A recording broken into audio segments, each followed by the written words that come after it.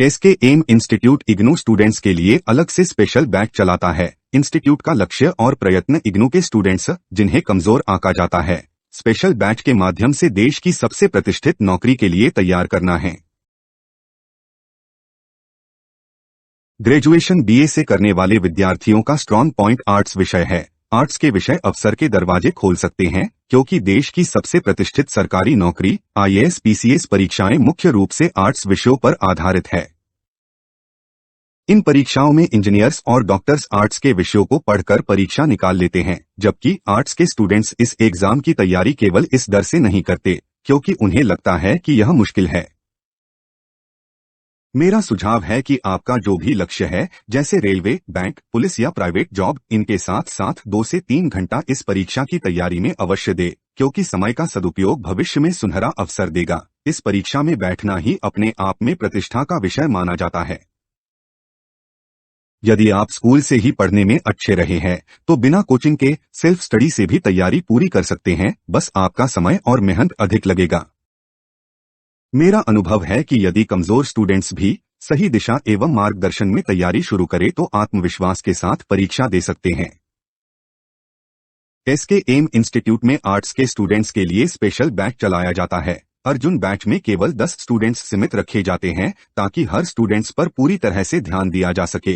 अलग अलग स्टूडेंट्स की जरूरतों के हिसाब से 3 अलग बैच है और रिजनेबल फीस जो 500 रुपए प्रति महीना से शुरू है।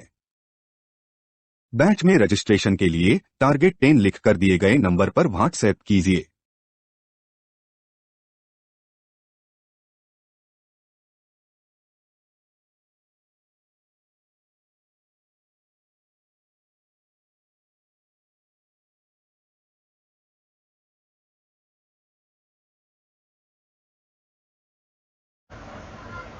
इलेवेंथ चैप्टर हम शुरू कर रहे हैं, बौद्धिक विकास और तपश्चर्या।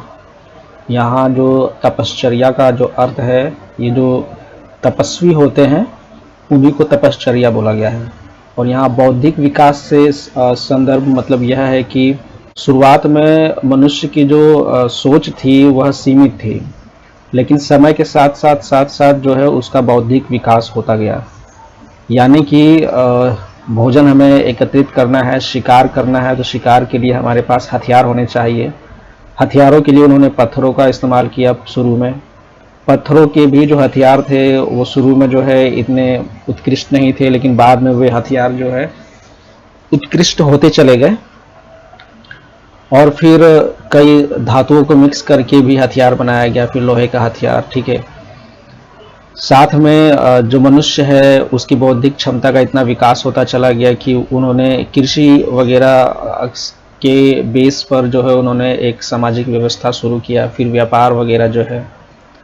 लेकिन साथ में जो चिंतन है, मतलब कि ये दुनिया कौन चला रहा है, ये सृष्टि किसने बनाई है, ठीक है, कुछ वैज्ञानिक सोच पर आधारित और कुछ जो है जो अदृश्य शक्ति कोई तो है जो इसे बना रहा है, चला रहा है। हम कहाँ से आए हैं और हम जो है जब हम मर जाते हैं या मृत्यु जब होती है व्यक्तियों की, इंसानों की, तो वे जो है फिर मृत्यु के बाद क्या जीवन होता है, ये सब जो है वो बौद्धिक विकास के मतलब ये बौद्धिक विकास में आता है कि जब मनुष्य के सोचने की क्षमता का विकास होता चला गया। ठीक है, अब इस चैप्टर में हमें ये पढ़ना है कि जो 6ठी शताब्दी, ये पर्टिकुलर जो एरा है बीसीई में, समाज में कुछ ऐसे धर्म ऐसे परिवर्तन हुए। समाज में पहले से जो धर्म मौजूद था, जैसे कि जो वैदिक कल्चर था, ठीक है, तो लोग रह रहे थे, लेकिन कुछ ऐसे समाज में और धर्म में परिवर्तन होता चला गया कि और एक जो है बदलाव देखा गया, जिसमें जो है तपस्या हो गया। ये तपस्या का आरंभ काल शुरू हुआ। लोगों में जो है वैराग्य की भावना आने लगी और लोग जंगल की तरफ जाकर के जो है कुछ लोग वहाँ पे तपस्वी बनने लगे। फिर उसके बाद उपनिषदों में कई प्रकार के जो हैं, जैसे आत्मन ब्रह्मन, यानी कि अपने अंदर जो है ब्रह्म को खोजना, स्थानांतरण गमन यानी कि ट्रांस माइग्रेशन का सिद्धांत भी उन्होंने जो है चिंतन करके निकाला। फिर मुक्ति का सिद्धांत, ठीक है। तो आप समझ रहे हैं ना कि इंसान जो है एक समय में अपने सामाजिक परिवेश में रहते रहते फिर वहाँ पे जो है कई सारी ऐसी घटनाओं से या देख करके आसपास जैसी कि कई सारी घटनाएं घटी जिससे वो मतलब भौतिक जो जीवन है उससे वो ऊब गया। फिर उसने जो है अब इससे जो है मुक्ति का मार्ग खोजना शुरू किया कि हम कहाँ हैं, क्या करने आए हैं, हम कहाँ जाएंगे मरने के बाद, ये सृष्टि कहाँ से आई है, ठीक है। मतलब जो है इस तरह से शांति की खोज भी कह सकते हैं। फिर उसके अलावा जो है वैराग्य उत्पन्न हुआ तो उससे भी जो है लोग जो है अलग मार्ग पर चले। तो इन्हीं सब चीज़ों के बारे में हम इस चैप्टर में पढ़ेंगे। इसके अलावा दर्शन की 6 प्रणालियां हैं वे इसमें दिया गया है। फिर बाद में जो है कुछ नास्तिक विचारों को हम पढ़ेंगे, ठीक है। इसमें नास्तिक विचारों में जो है बौद्ध धर्म भी आता है, जैन धर्म, संशयवाद और भौतिकवाद। ये इस चैप्टर की जो है थीम है। इसको हम जो है एक एक करके इस टॉपिक को डिस्कस करेंगे। तो सबसे पहले जो है वो है कि 6ठी शताब्दी में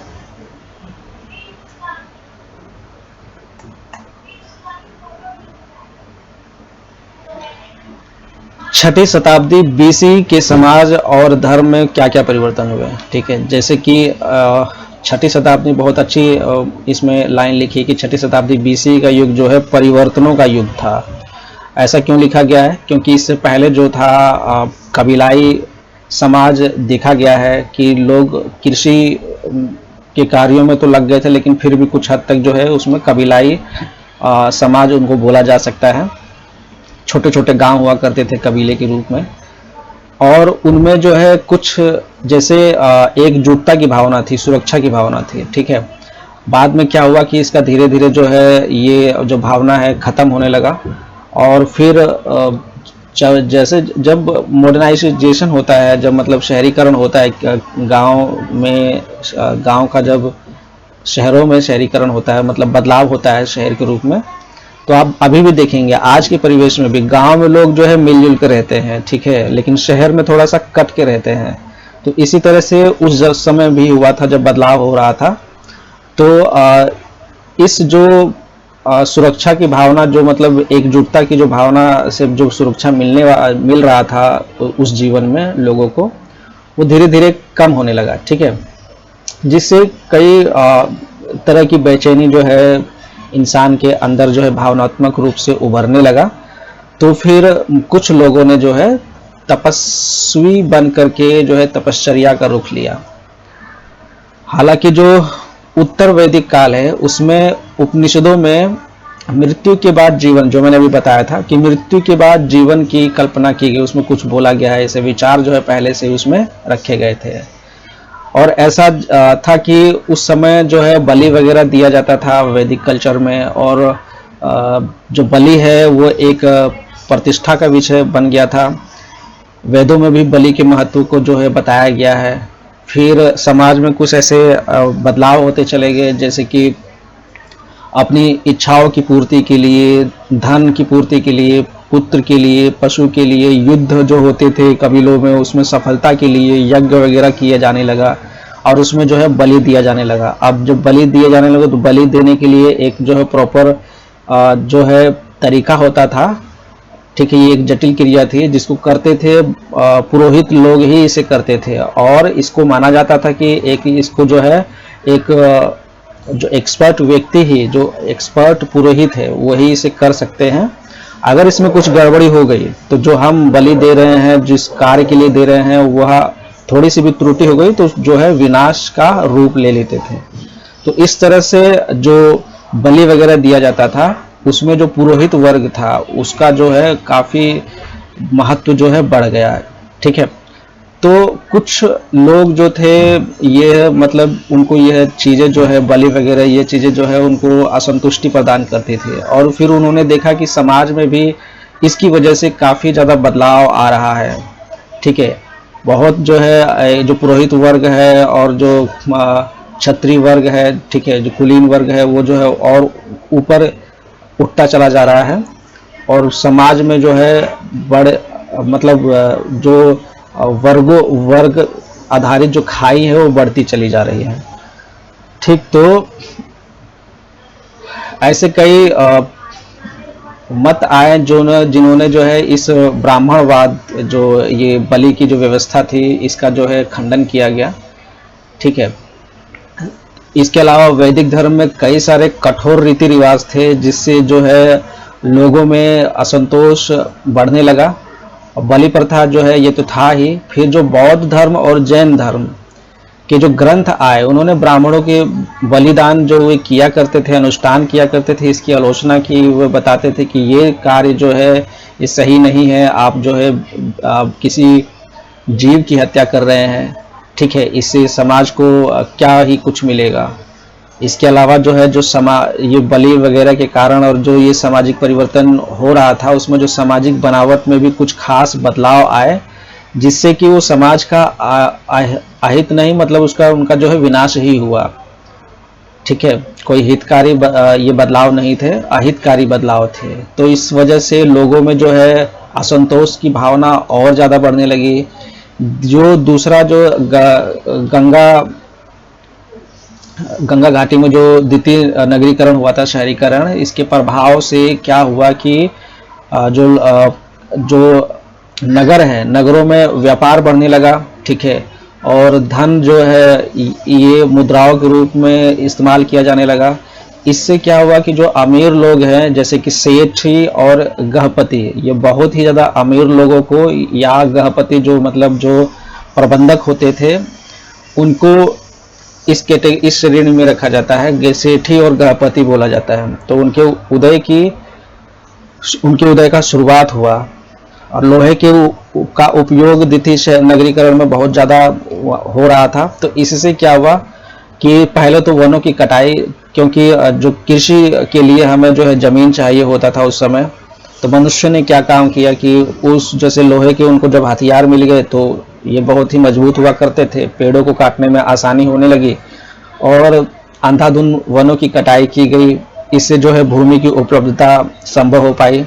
अब ये भूमि इतना महत्वपूर्ण क्यों था? क्योंकि उस समय जो है अमीरी की जो पहचान थी वो भूमि और धन यानी मुद्रा, ये दो ही चीज था। लेकिन इससे पहले की जो समाज जो संस्कृति थी उसमें जो मवेशी जो हुआ करते थे, आपने पिछली चैप्टर में पढ़ा होगा, पिछली कक्षाओं में, कि जो मवेशी थे उनको जो है लूटा जाता था, उन पे आक्रमण किया जाता था। ठीक है, मवेशियों को, मवेशी मतलब अगर मैं बता दूं, जो पालतू जानवर होते हैं उन्हें कहा जाता है, तो उन्हें लूट करके ले जाते थे। उन्हीं के चक्कर में युद्ध वगैरह हुआ करते थे कबीलों में। ठीक है, तो पहले जो अमीरी की जो पहचान हुआ करती थी समृद्धि की, वह जो है ये मवेशी हुआ करते थे। लेकिन बाद में भूमि और धन यानी कि मुद्रा, आपके पास कितना है, ये अमीरी की पहचान हो गई। ठीक है, तो लोहे के उपयोग के कारण जो है बहुत ज़्यादा भूमि, वनों को काट करके लोगों ने जो है अपने कब्जे में किया। फिर उसके बाद जो है कृषि उस पे किया गया। कृषि का जब विस्तार हुआ और कृषि में भी लोहे का बहुत खास उपयोग हुआ, तो इसके बाद जो है अधिशेष होने लगा, यानी कि जो उत्पादन है वह जितना लोग खा पाते थे, जितना जो उपभोग हो जाता था, उससे अधिक जो है उत्पादन होने लगा, तो फिर उसका भंडारण होने लगा। ठीक है, इसके अलावा जो राज्य का उद्भव हुआ, जो राजतंत्र और गणतंत्र, राजतंत्र में जो है राजा जो है उसकी वंशावली चलती है, गणतंत्र में जो है लोग जो है अपने राजा को चुनते हैं, मुखिया को चुनते हैं। ठीक है, तो इस तरह के जो है राजतंत्र, राज्यों का उद्भव होने लगा और क्षत्रिय वर्ग जो है बहुत ही शक्तिशाली हो गया और ये अपने बल पर जो है राज करते थे। ठीक है, इसके अलावा ऐसे कई सारे समाज में ऐसी कई सारी बातें थी जिसके कारण जो है लोगों में असंतोष फैलने लगा। जैसे कि ये तो है कि नगर जो है वह व्यापार के केंद्र बन गए और वहाँ पे जो अर्थव्यवस्था है उस केंद्र से संचालित होती थी। धातु और मुद्रा का उपयोग होता था व्यापार के लिए और व्यापार का भी एक नेटवर्क बना था और इसके अलावा वहाँ पे सूदखोरी भी शुरू हो गया था। सामाजिक स्त्रीकरण तो था ही, वो जो है वर्गों में जो है समाज बट गया था, तो इससे जो है अलगाव की भावना जो है बढ़ती चली गई लोगों के अंदर। ठीक, लोग जो है अपना अपना एकजुटता वाली जो भावना है वो खत्म हो गया। तो ये सब चीज़ें जो है, हाँ, ये सब चीज़ें जो है लोगों में जो है असंतोष बढ़ाता है, और फिर लोग जो है, कुछ लोग उसमें से एक समानांतर जो है व्यवस्था के तहत मतलब समाज में सुधार लाने के बजाय वे सोचते हैं कि अब इन लोगों को क्या ही सुधारा जाए, और वो परेशान होकर के उनके अंदर इतना असंतोष भर जाता है कि कई लोग जो है तपस्वा या तपस्वी बन जाते हैं। ठीक है, तपश्चर्या का वे मार्ग अपनाते हैं और वो चिंतन करते हैं। चिंतन करते हुए जो है वो कई प्रकार के जो है मत अपना सामने रखते हैं। तो इसी चैप्टर में ये हम आगे चल करके पढ़ेंगे, जैसे कि मुक्ति, मानव की मुक्ति या मोक्ष, ये जो है मौलिक प्रश्न जो है वहाँ पर जब तपस्वियों के अंदर ये चीज़ें जो है देखा गया कि उनके अंदर ये मौलिक प्रश्न उठता था और वे इसको खोजने की तीव्र इच्छा रखते थे। ठीक है, तो चिंतन या तपस्या के माध्यम से ऐसा माना जाता था कि एक व्यक्ति अपने अंदर जो है इतना ज्ञान प्राप्त कर सकता है कि वह देवताओं से भी श्रेष्ठ बन सकता है। इतना जो है उस समय में यह माना जाता था। और वास्तव में जो तपस्वी हैं उनका जो है समाज में बहुत ही उनका आदर सम्मान किया जाता था। जो बलि देने वाले जो पुरोहित हुआ करते थे, ब्राह्मण हुआ करते थे, उनसे ज़्यादा समाज में इन तपस्वियों को सम्मान दिया जाता था, क्योंकि ये जो है सब कुछ छोड़ करके, सारा धन दौलत जो है अपना जो भौतिकवाद जो है यानी भौतिक सुख जो है उसको छोड़ करके और जंगल में जा करके वे तपस्या करते थे, तपस्वी का जीवन व्यतीत करते थे। इसलिए तपस्वी, और इसके अलावा तपस्वी जो है नैतिकता के बल पर जो बलि के विरुद्ध हुआ करते थे, तो उन्हें जो है समाज में बहुत ही ज़्यादा प्रतिष्ठित माना जाता था। तो इस प्रकार हमने देखा कि शुरुआत में जो है 6वीं शताब्दी BC में इस तरह से समाज में कुछ बदलाव हुए, जिससे कि लोगों में धर्म के प्रति, धर्म को लेकर में जो धर्म और समाज में जो बदलाव हुए, उससे लोगों में भी अंदरूनी कुछ बदलाव हुए। ठीक है, अब हम अगले टॉपिक में पढ़ेंगे कि जो तपश्चर्या है, वैराग्य का आरंभ क्या हुआ, कैसे हुआ। ठीक है, तपश्चर्या और वैराग्य, या तपश्चर्या को ही वैराग्य बोला गया है। वैराग्य मतलब जो मन में ऐसी बातें होना कि यार सब कुछ छोड़ दिया जाए, यह जो भौतिक हम भागम भाग वाली लाइफ में जो चल रहे हैं, इसका हमें अंत में क्या मिलेगा। इंसान को जो है संतुष्टि ही चाहिए मेन रूप से अपने ऊपर। अगर हम कितना भी घर द्वार बना ले, कितनी ही जो है ज़मीनें इकट्ठी कर दे, लेकिन सब छोड़ छाड़ के तो जाना ही है। ठीक है,